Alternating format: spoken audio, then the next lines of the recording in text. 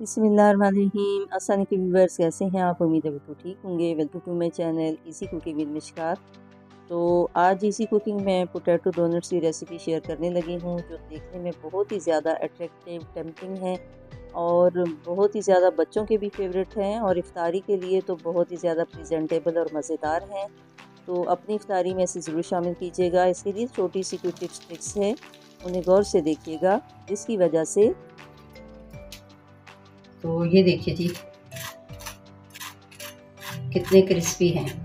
हालांकि मैंने इसकी बाइंडिंग के लिए कोई ज़्यादा चीज़ें नहीं डाली, सिंपल कॉर्नफ्लावर डाला था। तो अभी तोड़ के भी मैं बताती हूँ। ये देखिए अंदर से कैसा है, ये देखिए अंदर से सॉफ्ट है और ऊपर से क्रिस्पी है। तो चलते हैं सीधा सीधा रेसिपी की तरफ।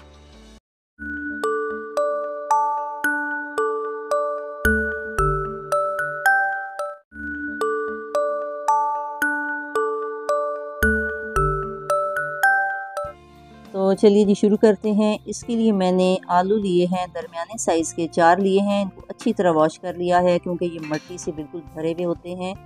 और आजकल जैसा कि ताज़ा आलू आ रहे हैं, सर्दियों के मौसम में जितनी भी रूट वेजिटेबल्स होती हैं वो सबसे ज़्यादा सर्दियों में ही होती हैं।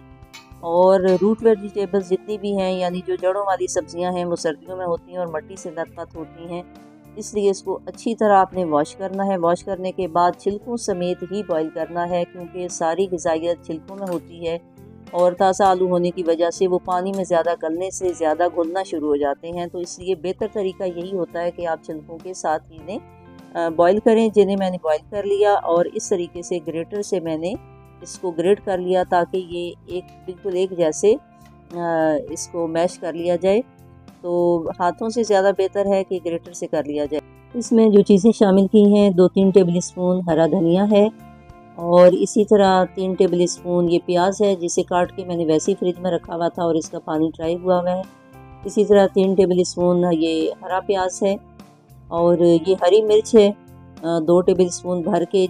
और इसके अलावा थोड़ी सी शिमला मिर्च मैंने डाली है 2 टेबल स्पून और उसके बाद हरा पुदीना डाला है। तो शिमला मिर्च जो थोड़ी सी मैंने डाली है, इसका टेस्ट भी बहुत ही अच्छा और यूनिक आता है। तो ये सारी चीज़ें, इनमें पानी शामिल नहीं है। इनको धो के बहुत पहले से ड्राई करके उसके बाद फिर इसे काटा गया था। साथ जो है ड्राई इंग्रेडिएंट्स डाले हैं, 1 टीस्पून काली मिर्च है, 1 टीस्पून चिली फ्लेक्स हैं जो कुटी हुई मिर्च होती है, और 1 टेबल स्पून सूखा धनिया डाला है। और इसी तरह नमक अकॉर्डिंग टू टेस्ट है, ये 1 टीस्पून होगा। उसके अलावा इसकी बाइंडिंग के लिए तकरीबन मैंने 4 टेबल स्पून भर के कॉर्नफ्लावर डाला। तो इस तरह ये सारी चीज़ें ड्राई होनी चाहिए। और इसमें मैंने थोड़ी सी 2 टेबल स्पून तक मोज़रेला चीज़ डाली है। ऑप्शनल है, अगर है तो ज़रूर डालिएगा, टेस्ट अच्छा आएगा, अदरवाइज़ कोई मसला नहीं। और इसमें ये टिप ये है कि बहुत ही हल्के हाथों से आपने इसे मिक्स करना है, दबा दबा के नहीं करना कि सब्जियां पानी छोड़ दें। और जितना ज़्यादा हम दबा के इसे मिक्स करते हैं तो आलू लेस छोड़ता है, तो कोशिश करें हल्के हाथों से इसको मिक्स करें। तो ये देखें कि बहुत ही सॉफ्ट हाथ से मैं कर रही हूँ और जितनी भी मैंने चीज़ें डाली हैं उसमें पानी शामिल नहीं है। तो ये इस तरह ड्राई इसकी बाइंडिंग होनी चाहिए। तो इसी जो भी इसमें चीज़ें डालने की कोशिश ये होनी चाहिए कि उसमें पानी शामिल ना हो।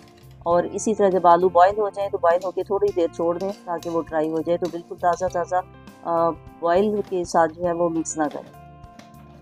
अब यहाँ पे मैंने अंडा लिया है और इसमें मैंने थोड़ा सा नमक शामिल कर दिया, जो इसमें वीडियो में सामने नहीं आया, इस वीडियो स्किप हुई होगी। और साथ थोड़ी सी काली मिर्च डाल दी है और साथ ही ये ब्रेड क्रम्स हैं। तो ये भी आप ताज़ा जो ब्रेड है उसको भी अगर आप चॉपर में डालें तो उससे भी ये बन जाते हैं। तो मेरे तो ये बाहर से मैंने मंगाए हुए थे।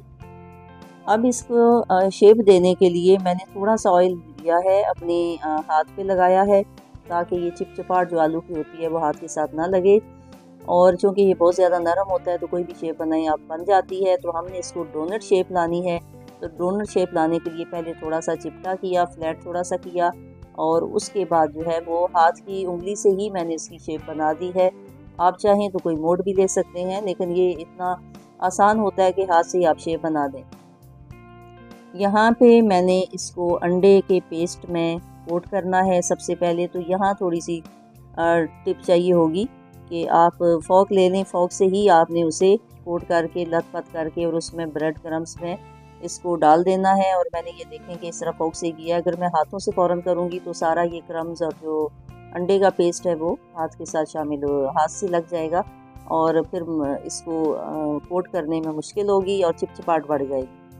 तो इसी तरीके से थोड़ी सी यहाँ पे एक्टिव होके काम करना पड़ता है कि आप ऑयल लगा के इसकी जो शेप बनानी है, पहले पेड़े की शेप में लाएं, थोड़ा सा फ्लैट करें, फिर हाथ की उंगली से इसको डोनट की शेप बना दीजिए, बहुत आसानी से बन जाएगी।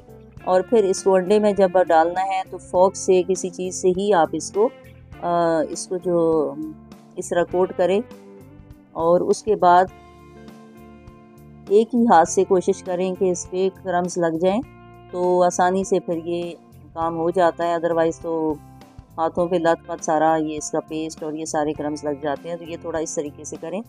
और मैंने ये देखें कि हाथ की हथेली से ही और मैं इसे उछाल के बस इसमें कर रही हूँ। तो यहाँ थोड़ी सी प्रैक्टिस चाहिए, अगर आप करते रहते हैं तो मुश्किल नहीं होती। तो ये देखिए सारे मैंने अंडे और ब्रेड क्रम्स में इसको कोट कर लिया, काफ़ी सारे ये बन जाते हैं। और इस स्टेज पे आप इन्हें स्टोर भी कर सकते हैं लॉन्ग टाइम के लिए, तो फ्रीज़र में रख दें। और अगर जल्दी ही बनाने हैं 3-4 दिन में तो आराम से आप फ्रिज में भी रख सकते हैं, जैसा कि ये मैं रख रही हूँ कि मैंने बनाए और नेक्स्ट डे मैंने इसको फ्राई किया था। तो अपनी मर्ज़ी से फ्राई करते रहें, मुख्तलिफ़ चीज़ें बनी होती हैं, थोड़ी थोड़ी किसी बार कोई चीज़ आप फ्राई करते रहें और इन्हें अपनी इफ्तारी में शामिल करते रहें, तो फिर आसान हो जाता है। वरना एट अ टाइम तो सारी चीज़ें आप नहीं बना सकते। यहाँ पे ऑयल को मैंने गरम किया है हीट अप करके, कि जहाँ थोड़ा सा हाथ से आप ऊपर से चेक करें आपके हाथ को हीट फील हो रही है, तो उसके बाद फिर मैंने इसमें शामिल किया। ठंडे ऑयल में नहीं डालने हैं, तो सारे क्रम्स वगैरह बिखर जाएंगे। और उसके बाद जब मैंने डोनट्स डाले हैं तो फिर मैंने फ्लेम को थोड़ा लो कर दिया था, मीडियम लो कर दिया, बिल्कुल ही लो नहीं करना क्योंकि उससे भी ये सारे ख़राब हो जाएंगे। तो थोड़ा सा इसको यानी 2 मीडियम जो होती है थोड़ा फ्लेम होता है उस पर इनको फ्राई करें ताकि फ़ौरन जल ना जाए और थोड़ी देर ये पकते रहें ताकि अंदर तक थोड़ा सा आलू भी पक जाए। अगरचे सारी चीज़ें आलू तो पका ही है, लेकिन फिर भी थोड़ा सा फ्लेम लो करेंगे ताकि अंदर तक पके और थोड़ा सा इसका टेस्ट करें।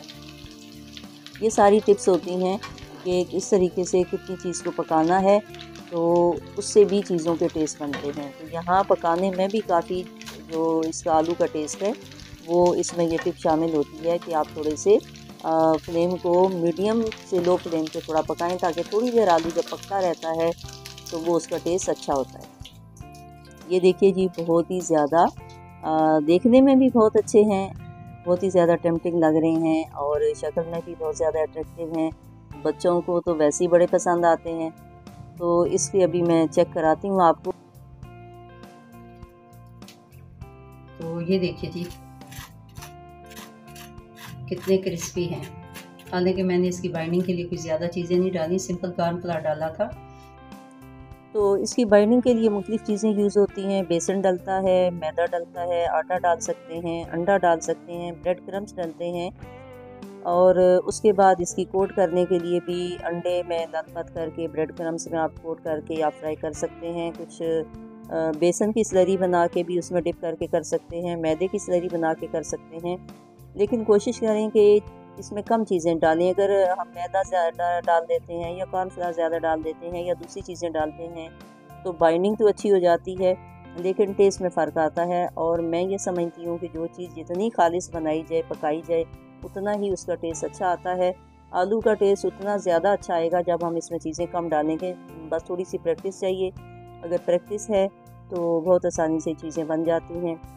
और इसके लिए छोटी छोटी टिप्स होती हैं कि आलू बॉईल करें तो कोशिश करें थोड़ी देर उसे ड्राई कर दें, ठंडा होने दें। उसके बाद बिल्कुल पानी नहीं होना चाहिए, छिलके को आप उतारें और उसके बाद फिर जो चीज़ डालनी है वो उसमें पानी नहीं होना चाहिए। जैसे मैंने धनिया, प्याज, पुदीना और जो भी ये चीज़ शामिल की है उसमें पानी नहीं था, तो ड्राई होने चाहिए। तीसरी टिप ये है कि हल्के हाथ से आपने उसको मिक्सअप करना है और फिर बाकी फ्राई करने में भी ये छोटी छोटी टिप्स होती हैं जिसकी वजह से टेस्ट बनते हैं।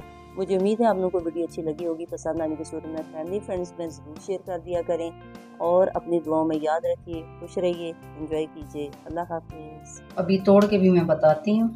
ये देखिए अंदर से कैसा है, ये देखिए अंदर से सॉफ्ट है और ऊपर से क्रिस्पी है, तो ऐसा ही चाहिए।